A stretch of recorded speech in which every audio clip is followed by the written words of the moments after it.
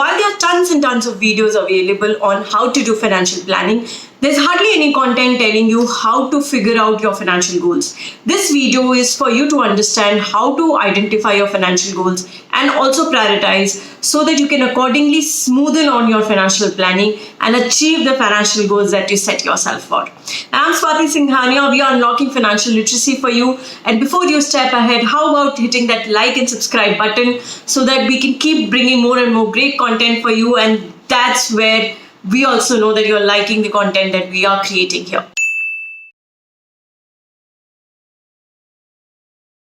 And before I explain you what are financial goals, let me first tell you what is financial planning. So financial planning is basically about understanding what is coming in as an income, what are you spending on a day-to-day expenses, or let's say your monthly expenses, and then what are you saving for. So when you come to savings, you need to first figure out what are you saving for, and that is where your financial goals come in. Now, my financial goals and your financial goals and your neighbor's financial goal could vary significantly. So your financial goal could be about buying a house, and my financial goal could be about setting up a new business altogether. Your financial goal could be about buying jewelry. My financial goal could be registering in IIM Ahmedabad and registering for that particular course that I have been aiming for, which is probably very expensive. So, our financial goals could vary extremely, but how we work towards our financial goals are broadly the same. And that is what we are here to understand for. So to make it easy, I have segmented financial goals into 3 segments. One is the basic or needs that you need to have. And the second is the comfort, what you want to have. And third is luxury, that you would want to have once you are done with step 1 and step 2.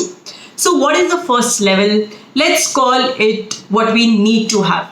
So our need to have financial goals is also inclusive of the expenses. So it includes the basics, like what is the amount you spend on food? What is the amount you spend on your commuting from one place to another? What is the amount you spend on your rent bill, or let's say your EMI? What is the amount you spend on your medical expenses? What is the amount you spend on which you share an allowance with your family or parents for that matter? So, these are some things that you cannot negotiate with, and they are extremely necessary for your survival. So these are the basics of financials. Now, before you become extremely happy that all of my list, it's like tick, tick, tick, I've done all of these things in my list, you need to first figure out if you are compiling with these 2-3 things. Have you taken medical insurance? Now, medical insurance is a part of the basics, which is a compulsory. You cannot survive without medical insurance. I personally think so. And second, do you have a consumer debt? Now, consumer debt is a credit card loan, is a personal loan.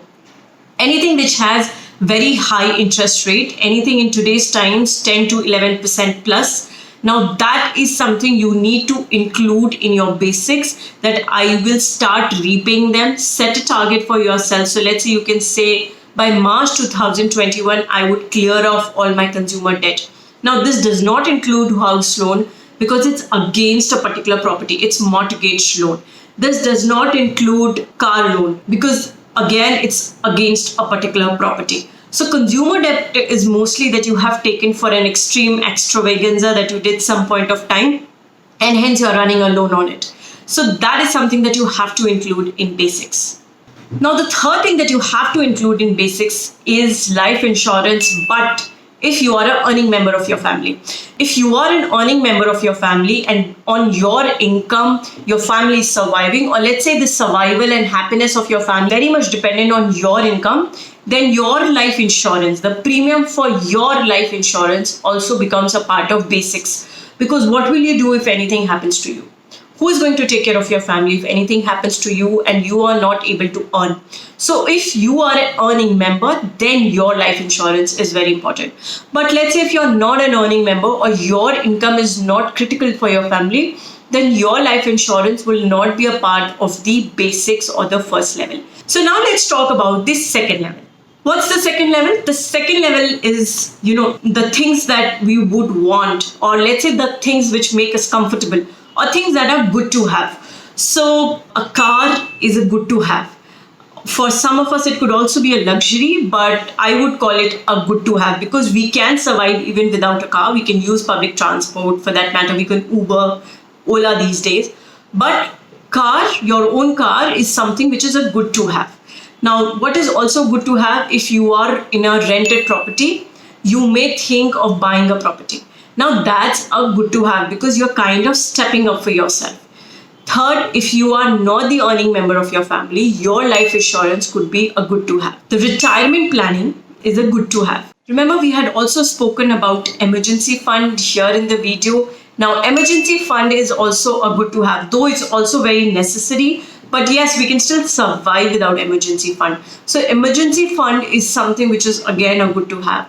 Child insurance, we've spoken about child insurance. Now that's also a good to have. So these are the things which are going to make your life easier and smoother. They are going to help you in the long run and they make your life comfortable. So these are good to haves. So you have to identify what are your good to haves. Now, a good to have could also be taking up an education course which could increase your income. So let's say you're a graduate working at a very good income level, but taking up that MBA degree could simply double your salary. So that could also be a good to have because that is going to scale up. You are already a freelancer and you have some great clients already coming to you. But if you take an extra course or a professional course, your per hourly rate that you are able to charge from your customers will simply double up or at least go up. Now, these are things which are good to have, which are going to increase our comfort level of our life or our income levels. And that's what good to haves are. Now, what are the luxuries? Luxuries is you already have a house and you want to buy a second house which can start creating a rental income for you. Luxury is buying a second car. Luxury is buying jewelry, not just for investment, but also for wearing purposes. You love jewelry, you want to wear jewelry. So these are the things which are luxuries to have. You can take a weekend holiday at about 30-40,000 or a simpler holiday, or you can take a weekend holiday at 2-3-5 lakhs also. Now taking a 2-3-5 lakh holiday is a luxury to have. Taking a 20-30,000 holiday is something which can be a good to have, or let's say a comfortable thing to have. So this is how you need to differentiate between the basics, the good to haves and the luxuries to have. Remember, the definition of all these would vary from all of us, but based on your lifestyle, based on what you're aiming in your life, this is something how you can figure out what your financial goals is.